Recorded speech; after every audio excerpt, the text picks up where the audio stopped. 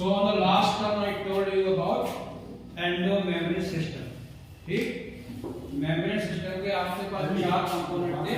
The first one was endoplasmic reticulum और दूसरा था आपका गोल्गी बॉडी और तीसरा था लाइसोसोम और चौथा था vacuole. Today you are going to study the first member of endoplasmic system and that is your endoplasmic reticulum. And whenever you see a particular cell, in that cell, what you see, large number of the compartments are there, tubular structures are there. Right? If you just see here, it is the cytoplasm. Normally, in the animal cell, the outer part of the cytoplasm is considered as ectoplasm. Okay, ecto, and the interior part is called as endo. And sometimes what happens, कभी-कभी क्या होता है कि membrane जो है अंदर की ओर घुस करके इनवेजिनेट होकर के तमाम सारे सैक लाइक स्ट्रक्चर बनाती है. तो वो sac like structure plated structure होते हैं क्योंकि अंदर की तरफ बन रहे हैं. And that's why we call them, हम उन्हें कहते हैं एंडोप्लाज्मिक रेटिकुलम. एंडो का मतलब to the interior, reticulum mean a network, ठीक, इंटेग्रेटेड मास होता है, तो उसको हम कहते हैं एंडोप्लाज्मिक रेटिकुलम कहते हैं. Okay, to increase the surface area to have a greater biochemical action, ज्यादा से ज्यादा जैविक क्रियाएं हो सकें, इसके लिए जो है आप एक इंटरनल जो है सेपरेट हिस्सा बनाते हैं ताकि आराम से जो कंपार्टमेंट बन जाए और उसमें एक डेफिनेट फंक्शन भी हमारा परफॉर्म हो सके. Okay, bomb. Now you can see the definition, a network more concentrated in the endoplasm. As I already told you, मैंने आपको बताया है कि अंदर की तरफ जो है वो ज्यादा होता है, ठीक है, concentrated in the endoplasm of the cytoplasm. Hence, that is why we call it, आप कहते हो endoplasmic reticulum. Okay, when somebody asks you what is the definition of it, so clearly you can define it is just a network of concentrated endoplasm and found in the cytoplasm called as endoreticulum. Another very important question, endoplasmic reticulum is absent, ये कहां-कहां नहीं होता. It is not found in prokaryote cell. जैसे कि मैंने पहले भी बताया है कि प्रोकैरियोट में इंटरनल कंपार्टमेंटलाइजेशन नहीं होता है. ओके, प्रिमिटिव टाइप सेल, इसलिए जो है वहां पर जो है एंडोप्लाज्मिक रेटिकुलम नहीं होता है. ओके, एक चीज आपकी ये होगी. दूसरी चीज है हमारे ह्यूमन बॉडी के अंदर जो आरबीसी होते हैं जो कि हीमोग्लोबिन का ट्रांसपोर्ट करेगा, ऑक्सीजन को ट्रांसपोर्ट करते हैं, वहां पर भी जो है ये नहीं होते. Absent in prokaryote, absent in ribosome and also absent in eggs. अंडे के अंदर भी ये नहीं होगा. Okay, now next one, embryonic cell, the cells which are continuously divided just to have a organ, वहां पर भी जो है आपके एंडोप्लाज्मिक रेटिकुलम नहीं होगा. एंड द नेक्स्ट वन जो है वो आपका ये आता है sperm.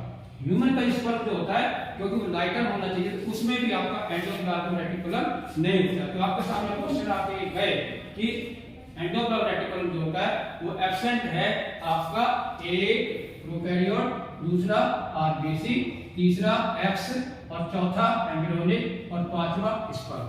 Any doubt? Okay, now let's go in detail कि what are the important headline to describe endoplasmic को बताने के लिए हमारे पास कितने हेडलाइन है. तो वो हेडलाइन आपकी है, number 1 discovery, number 2 structure, number 3 types and number 4 function and number 5 is origin. Okay, always remember either you are appearing in theory exam और you are appearing in MCQ question, always keep the skeleton of the topic. वो पता आपको होना चाहिए. उसमें आप हमने क्या करके चलेंगे. The first one is discovery. ठीक, it was the Keith R. Porter in 1943. He was the first time by using the electron microscope का प्रयोग करके उन्होंने पहली बार ये जो है आपका एंडोप्लाज्मिक रेटिकुलम की खोज की. तो ये आपका एक क्वेश्चन आ गया. ठीक, किसने खोजा? इसने खोजा. कब खोजा? ये खोजा. राइट है. अब हम बात करेंगे इसकी स्ट्रक्चर की. ठीक, जैसा कि मैंने आपको बताया है कि ये अंदर की तरफ जो है ये देखिए एक नेटवर्क ऑफ ट्यूबुलर स्ट्रक्चर, जैसे अंदर से खोखली ट्यूब होती है इस तरह से एक ट्यूबुलर स्ट्रक्चर होता है जो कि स्कैटर्ड इन द साइटोप्लाज्म, पूरे साइटोप्लाज्म में फैला हुआ होता है. जैसे आपके घर में अलमारी होती है तो उसमें खाने बने होते हैं, हर खाना अलग अलग होता है. इस तरह साइटोप्लाज्म के अंदर जो है कंपार्टमेंट जो बनाने वाला कोई अगर है अच्छे से तो वो है आपका एंडोप्लाज्मिक रेटिकुलम. साफ है कि एक network of tubular structure scattered छितरे हुए कहां पर इन द साइटोप्लाज्म, उसे हम क्या कहते हैं एंडोप्लाज्मिक रेटिकुलम कहते हैं। दूसरा सवाल देखिए, इस एंडोप्लाज्मिक रेटिकुलम में क्या खास बात होती है कि हमारे साइटोप्लाज्म को कई हिस्सों में कंपार्टमेंट में छोटे छोटे खानों में बांट देता है। तो एंडोप्लाज्मिक रेटिकुलम जो है डिवाइड कहां पर सेल के अंदर, एंड इसे हम कहते हैं what we call it as a intracellular space. ठीक, अंदर जो स्पेस होता है कहां पर इनटू डिस्टिंक्ट, बहुत ही स्पष्ट जो है इसमें खाने बन जाते हैं compartment, the distinct compartment form. Now the two faces of the ER क्या है, एक अगर ट्यूब के अंदर है, जैसे suppose this is a tube, अब इसके अंदर अगर कुछ चीज है तो उसे आप कहते हैं ल्यूमेन। क्यों? Here it is the lumen, here it is the lumen. अंदर का हिस्सा जो तरफ होता है ल्यूमेन होता है, और बाहर वाला हिस्सा जो है वो आपका एक्स्ट्रा ल्यूमिनल हिस्सा, ल्यूमिनल के बाहर। अब आपको कोई चीज लानी है तो ये आपका बाहर है साइटोप्लाज्म और ये अंदर है, या अंदर से बाहर आ जाना, तो आपको ल्यूमेन से बाहर आना है। अगर आपको बनाना है तो आपको बाहर से क्या होना है, अंदर आना है, you have to come lumen. और अगर आपने बना लिया तो ल्यूमेन से फिर आपको क्या आना है, बाहर आना है। ठीक है, इस तरह से आपके पास साफ साफ जो है एंडोप्लाज्मिक रेटिकुलम में दो भाग बन जाते हैं, एक ल्यूमिनल भाग और दूसरा जो है extra luminal cytoplasm. Okay, next question, how many types of the endoplasmic reticulum, कितनी तरह का होता है? इसका आंसर है आपके पास दो तरह का होता है, जिसको शॉर्ट में कहते हैं SER और दूसरे को कहते हैं RER।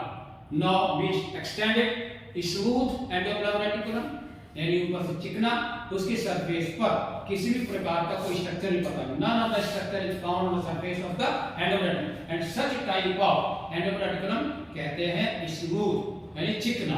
Okay, now the next is RER, इसे कहते हैं रफ एंडोप्लाज्मिक रेटिकुलम। रफ क्यों कहते हैं? खुरदरा खुरदरा, क्यों? इसके ऊपर कोई चीज होगी, छोटे छोटे कंकड़ की तरह एक पार्टिकल लगे हो, इसके ऊपर रखते हैं, तो है क्या, जब एंडोप्लाज्मिक रेटिकुलम की सरफेस के ऊपर तमाम सारे राइबोसोम लगे हुए हों।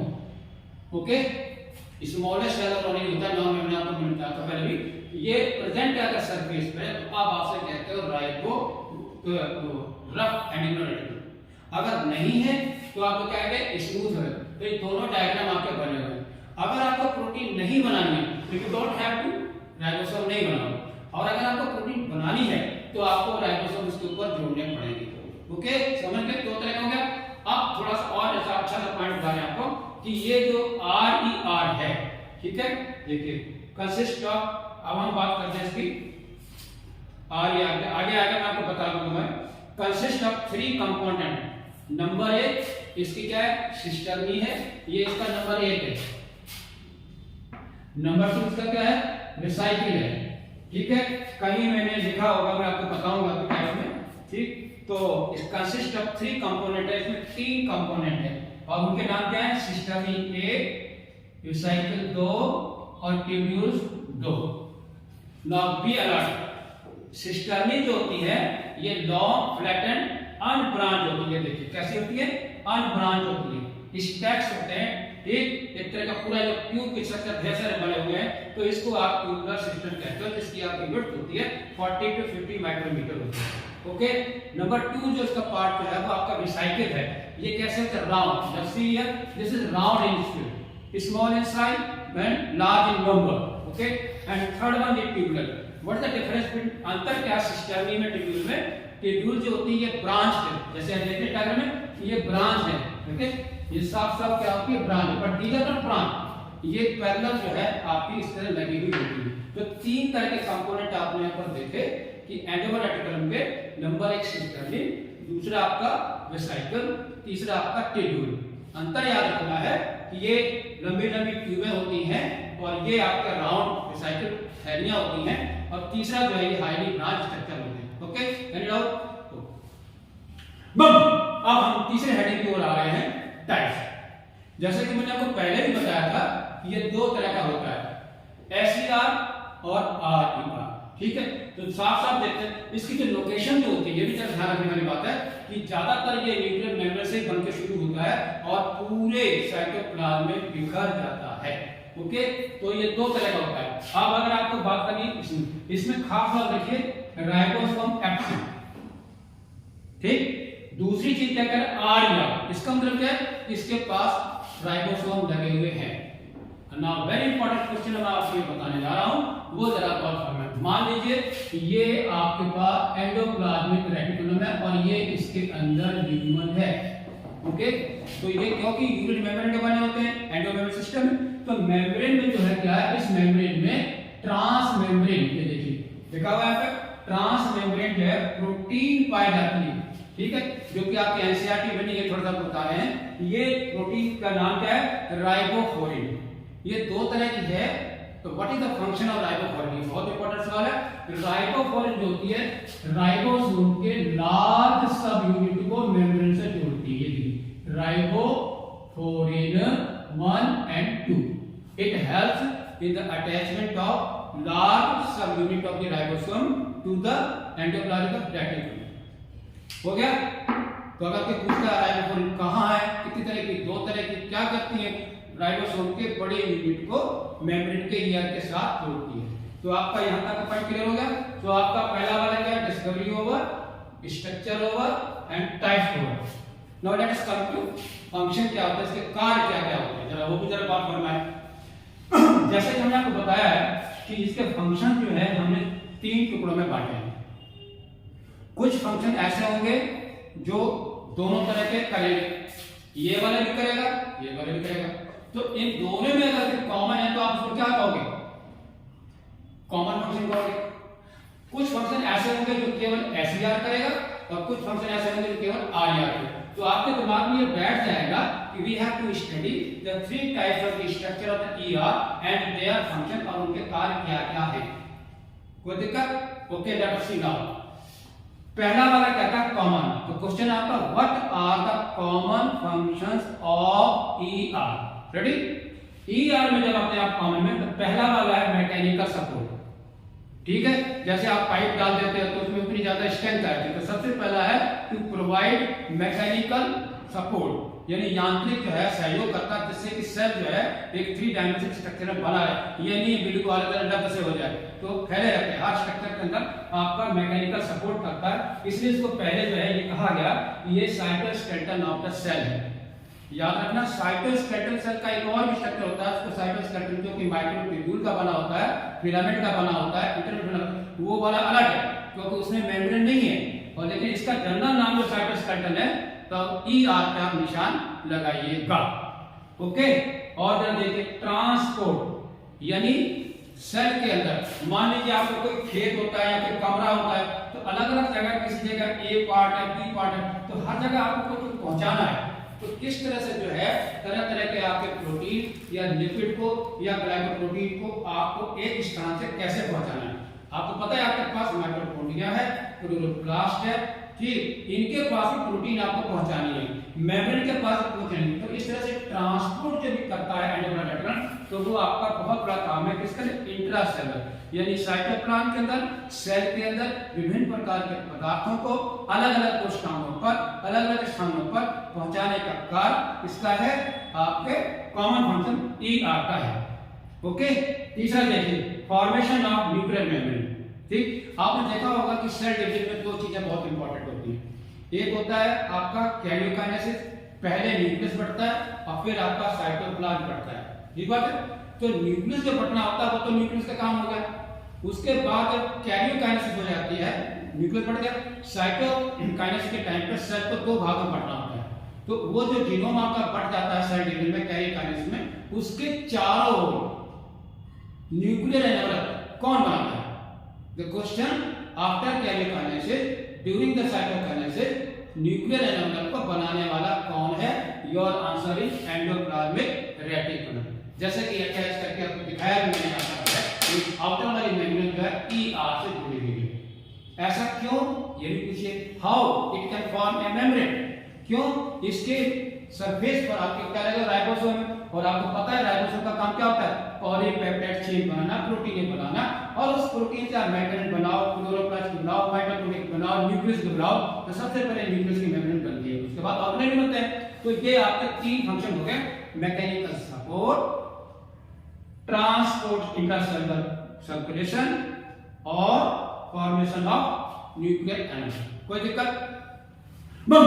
अब हमारा दूसरा, ये देखिए एसपीआर, स्मूथ वाला क्या करता है जरा देखिए, इसके फंक्शन जो है बहुत ही इंपॉर्टेंट है and you have to very careful, और हम आपको एक एक करके बताएंगे क्या चक्कर क्या है। ठीक, मेरा सिर के ऊपर टोपी लगी है, साफा है टोपी लगी है, तो मैंने इसके ऊपर कुछ ऐड किया हुआ है। तो अगर कोई प्रोटीन है तो आप उसमें कोई कार्बोहाइड्रेट डालना चाहते हो, ग्लैक्टोज डालना हो या ग्लूकोज डालना हो या कोई और शुगर डालना हो, डालोगे ना, क्यों, पता नहीं क्या काम करना है। तो अब जरा सपोर्ट देखिए कितने फंक्शन ऐसे आते हैं। नंबर एक lipogenesis, synthesis of lipid. You know, आपको पता है कि ग्लिसरॉल के साथ फैटी एसिड जुड़ना चाहिए, ईस्टर बॉन्ड बनना चाहिए। तो now you can just how these lipids are form. तो ग्लिसरॉल के साथ फैटी एसिड जुड़ करके फॉस्फोलिपिड बनाने की क्रिया को हम कहते हैं लिपोजेनेसिस, यानी सिंथेसिस ऑफ लिपिड की कहां होती है, आपके एसिड में। तो आपका ये पार्ट क्लियर हो गया। दूसरा वाला देखिए स्टेरॉइड, जैसे आपको पता है कि आदमी में क्या स्टेरॉइड हार्मोन होते हैं, एंड्रोजन है, टेस्टोस्टेरोन है, ईस्ट्रोजन है, प्रोजेस्टेरोन है। ये हार्मोन भी आपके कहां पर बनते हैं, एसिड में बनते हैं। कोलेस्ट्रॉल बहुत ही इंपॉर्टेंट आपका लिपिड है जो कि मेम्ब्रेन में भी होता है और ये साथ साथ विटामिन डी का काम भी करता है। इसकी सिंथेसिस भी जो है आपके एसिड में होती है।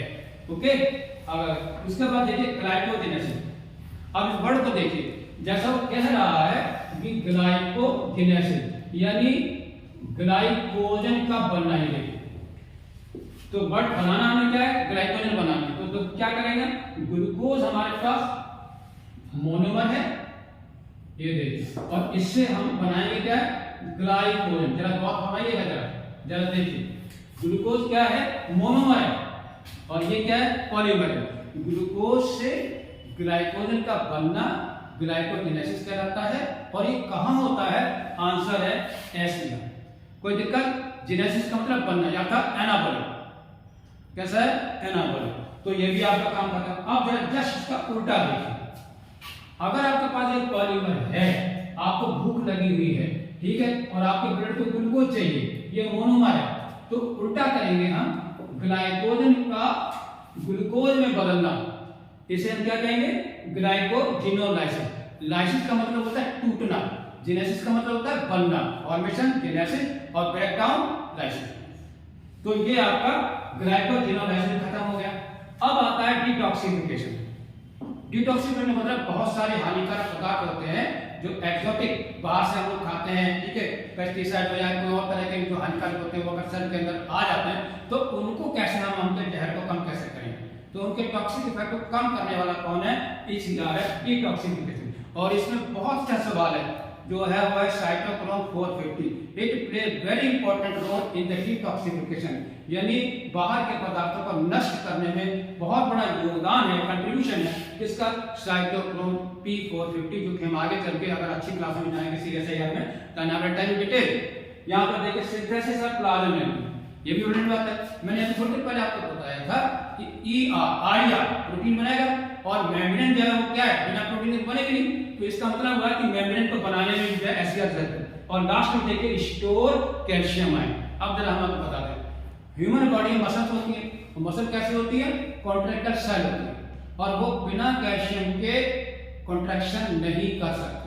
तो क्वेश्चन ये होता है कि उसके स्टिमुलेशन के बाद मसल कैसे कॉन्ट्रैक्ट करती है, उसमें कौन सा आयन सहयोग करता है, आंसर है कैल्शियम आयन। और कैल्शियम आयन का मसल में कहां स्टोरेज होता है, उसे हम कहेंगे क्या, एसीआर। और इस एसीआर को मसल में हम कहते हैं सार्कोप्लाज्म। तो आपके एसीआर के फंक्शन खत्म हो गए, कोई दिक्कत। अब हमारे आर, मैंने आपको पहले बताया कि अगर राइबोसोम है तो आप क्या बनाएंगे, प्रोटीन सिंथेसिस करेंगे। तो पहला वाला क्या हो गया, प्रोटीन सिंथेसिस होती है। दूसरी चीज इसके ल्यूमेन के अंदर कोई मान लीजिए आपके पास क्या है, प्रोटीन का स्ट्रक्चर पॉलीपेप्टाइड, और इसमें अगर आप कार्बोहाइड्रेट ऐड करते हो तो उसे कहते हैं ग्लाइकोसिलेशन। ध्यान दें, what is glycosylation, addition of carbohydrate to the lipid और टू द प्रोटीन। प्रोटीन में कार्बोहाइड्रेट का जुड़ना या लिपिड में जुड़ना, उसे हम कहते हैं ग्लाइको, क्या कहते हैं, कहां गया, ग्लाइकोसिलेशन, एडिशन ऑफ कार्बोहाइड्रेट। तीसरा क्या कहता है, सिग्नल एपिड। अब जरा बड़ा इंपॉर्टेंट सवाल है कि तरह तरह के जो ग्लाइकोलिपिड हो या तरह के प्रोटीन हो, उनको हर जगह कैसे पहुंचाया जाए। तो उसका जो एक तरीका है वेसिकल जो होती है, वेसाइकल जो होती है, वेसाइकल के अंदर जो है क्लैथरिन, ये देखिए मैं ऐसे करके बनाया, ये एक विशेष प्रकार की प्रोटीन होती है जो उस पदार्थ को चारों ओर से घेर लेती है। तो ज्यादा डिटेल हम आपको नहीं बता सकते, क्योंकि क्लैथरिन वो प्रोटीन होती है ईआर के वेसाइकल में पदार्थों को अंदर तक ट्रांसपोर्ट करने के लिए, सेल में ले जाने के लिए उसका बहुत बड़ा रोल है। और इसकी सबसे पहले सिग्नल हाइपोथैलेमस निशान लग जाते हैं ताकि उसको कहां पहुंचाना है। तो इस बार फर्स्ट पहली बार बताया गया था किसने, ग्लोबल ऑफ सेबेटिन ने 1971 में। तो now clear for you, last topic आपका इसका है ऑरिजिन कहां से होता है। तो याद रखिए एंडोप्लाज्मिक रेटिकुलम जो है ये ऑरिजिन इसका कहां से होता है, from nuclear membrane. Outer membrane जो है वो इवेजिनेट होकर के तरह तरह के ट्यूबुलर स्ट्रक्चर बना देती है। Thank you very much, this is all for endoplasmic reticulum.